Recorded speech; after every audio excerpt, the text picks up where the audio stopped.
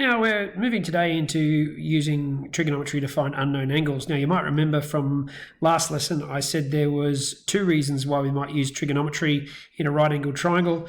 That's where we know an angle on a side and we want to find another side, or alternatively maybe we know the sides but we want to find an angle. We'll have to use trigonometry to find that out. So the main difficulty here for most people is just knowing when to use which key on the calculator. Other than that, this isn't too difficult sort of stuff. So we basically, in order to use trigonometry, we need to know at least two sides. We still use SOHCAHTOA, except we use the shift key. So just as a bit of an example here, we've got sine theta equals 2 over 3. In order to work out what theta might be, in order to work out what the angle might be, we end up using this sine to the -1 button, and we put the ratio or the decimal or whatever is there in brackets. So now whatever follows sine to the -1 is always a ratio or a number. It's not an angle anymore. But by pressing sine to the -1, we'll find out what an angle is. So we just go, when we want to get, when we want to use sine to the -1, we have to just press shift, sine to the -1 like so, and then we put our numbers in. So in this case, 2 over 3. So the main thing to remember is to press the shift sign. So pressing the shift button first, these buttons here are going to give us an angle. When we don't press the shift button, sine, cos and tan are going to give us a distance. So if you're after an angle, remember to press shift first. So I press that, and now it's set to the nearest degree, so 41.8103 ... I'll round that to 42 degrees. So because we've been asked to the nearest degree. In the next example, cos alpha is 0.6.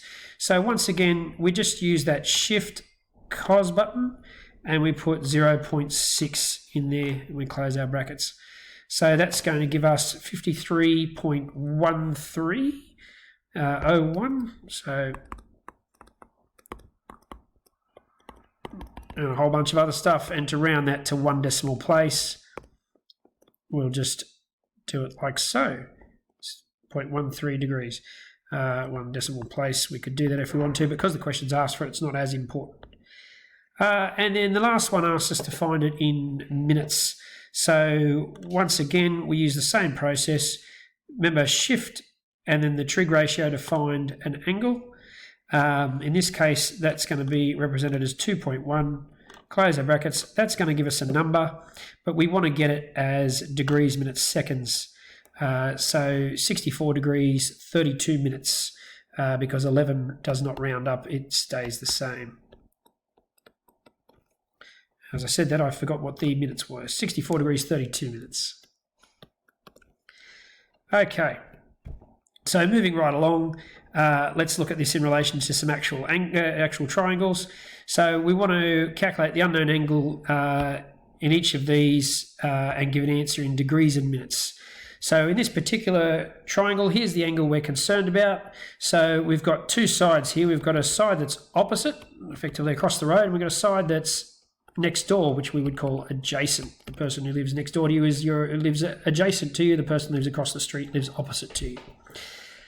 So in this particular case, if I'm concerned with the opposite and the adjacent, that must be tan. SOHCAHTOA. Tan is the opposite over the adjacent. So tan theta equals the opposite over the adjacent. So I just substitute in what I know. I know the opposite, which is 8. I know the adjacent, which is 12. And so I can, if I want to find what theta is, I have to do that tan to the -1, 8 over 12. And I put that into my calculator. So shift tan is always going to give me an angle as an answer. 8 over 12. Close my brackets up. And there we go.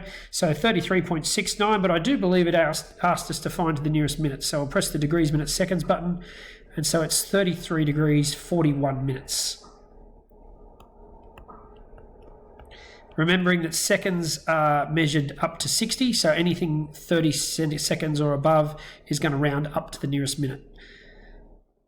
Okay, so for our next question here, there's our reference angle. We have an opposite side and we have the hypotenuse in this particular case.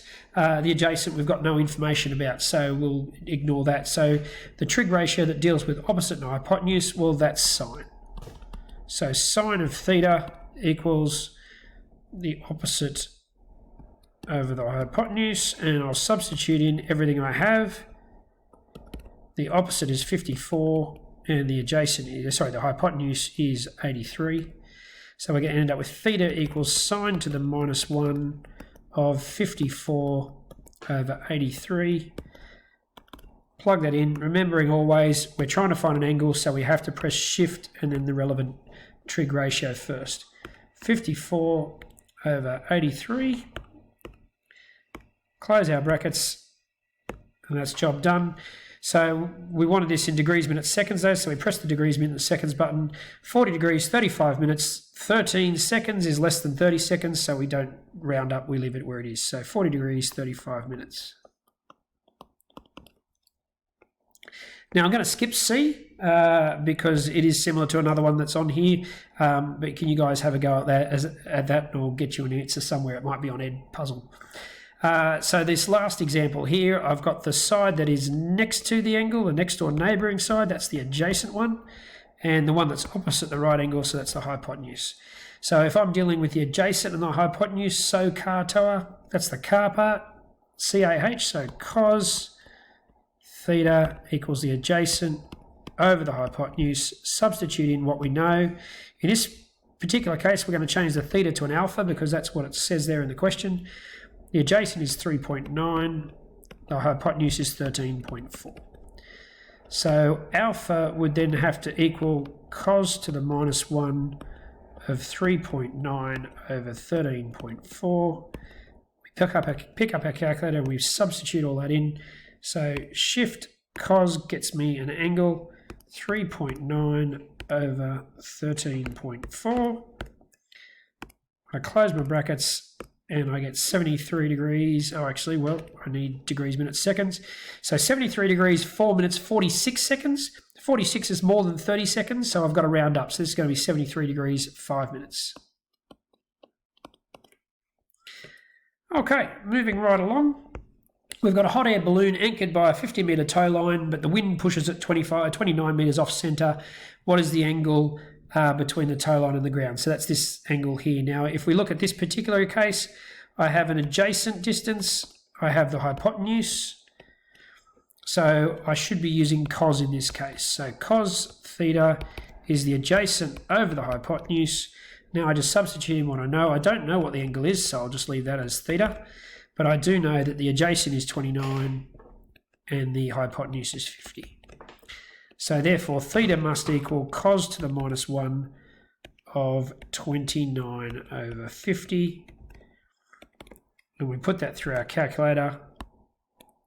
So shift cos 29 over 50. Close our brackets. Job done. Now, in this particular case, it didn't say to nearest degrees or minutes, but 54.54 degrees, well, that's going to round, let's go to a whole amount of degrees. That's going to round up to the next nearest degree. So we'll say 55 degrees. But I'll just say that I've rounded it to nearest degree. Okay, and the final example given here is one that doesn't actually even have a triangle. We have to make this up ourselves. So the Australian Standard Council requires that a wheelchair ramp must have a maximum incline of 1 in 14. Calculate the maximum angle of inclination if a triangle is to stay within the standards. So let's see, I think I have a right angle triangle shape here somewhere. No, I don't appear to on this particular one. Oh, all right, hang on, insert.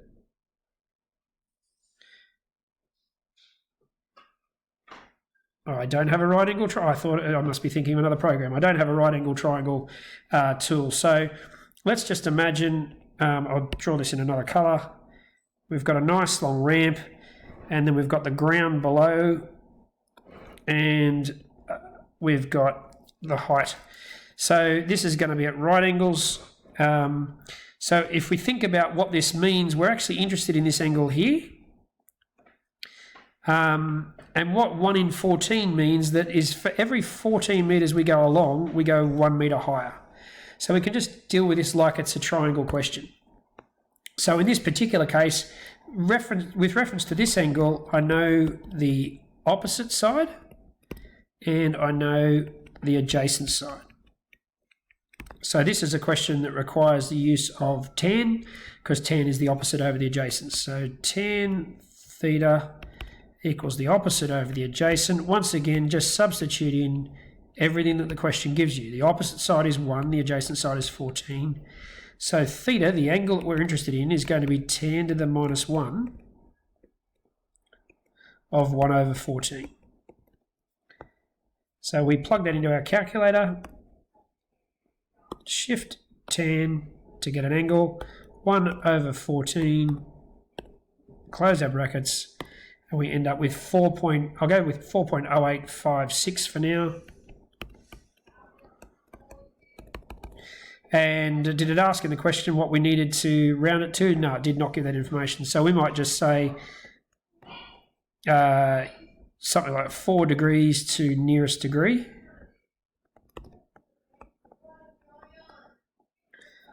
That's some terrible writing. There we go. Degree. And then you might even include a statement saying, therefore 4 degrees is maximum angle allowed. Okay, so once again, fairly basic to do. The main thing to remember is just when you've been asked for an angle, you want to be pressing that shift button to get that little -1 there. If you're not getting the -1 there, then you're finding a distance. If you are getting the -1 there, then you're finding an angle. So shift and the trig ratios to find an angle. The trig ratio buttons on their own with no shift before finds a distance. If you get that sort of drummed into you, this stuff isn't very difficult at all. But once again, start as always with writing out the form of the equation that you need and then substitute in. Make sure you make it clear that you know what you're doing. That'll do us for today.